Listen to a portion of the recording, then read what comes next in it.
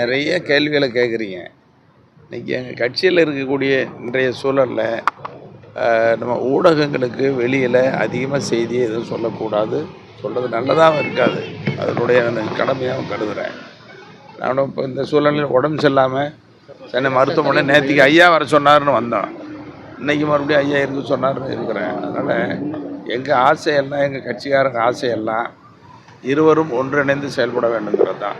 இப்போ நேற்றுக்கு சொல்லியிருக்காரு, அதை நாங்கள் மறுக்கலை. இருவரும் சேர்ந்து பேசி முன்னெடுத்து போனாங்கன்னா ரொம்ப நல்லதாக இருக்கும். அதுதான் நாங்கள் எல்லோரும் எதிர்பார்க்குறோம். அந்த சூழ்நிலை நல்லா உருவாகும்னு நினைக்கிறோம். இப்போ இருவரும் சேர்ந்து பேசி முன்னெடுத்து செல்வது கட்சிக்கு பலமாக இருக்கும், வளமாக இருக்கும். அதை தான் நாங்கள் ஆசையோடு எதிர்பார்த்துட்டு இருக்கிறோம். ஒரு பொது வெளியில் போய் ஒரு மன்னிப்பு கேட்குறது எப்படி பார்க்குறீங்க? ஒரு கூட்டம் போட்டு அந்த கூட்டத்தை கேட்குறது இதுக்கு மேலே எதையும் சொல்லக்கூடாது. இருவரும் பேசி இதை சரி பண்ணி அடுத்த கட்ட வேலைகளுக்கு போனோம்னா மிகப்பெரிய வளர்ச்சியை கொடுக்கும், தேர்தலுக்கு பயனுள்ளதாக இருக்கும்.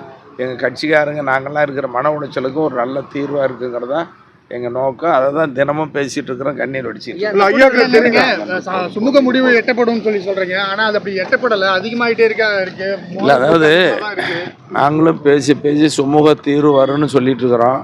இன்னும் அது எட்டலை. அதுக்காக தான் எல்லாரும் பேசுகிறத விட இருவரும் சேர்ந்து பேசி ஒரு நல்ல முடிவெடுக்கணுங்கிறதா எங்கள் விருப்பம். அவங்க கையில் இருக்க ஒன்றும் அவங்களுக்கு அரசியல் விவரம் புரியாதவர்கள் இல்லை, நாட்டுக்கே அறிவுரை ஆலோசனைகள் வழங்கக்கூடிய நல்ல தலைவர்கள். சேர்ந்து பேசி முடிவெடுத்து போகணுங்கிறதா.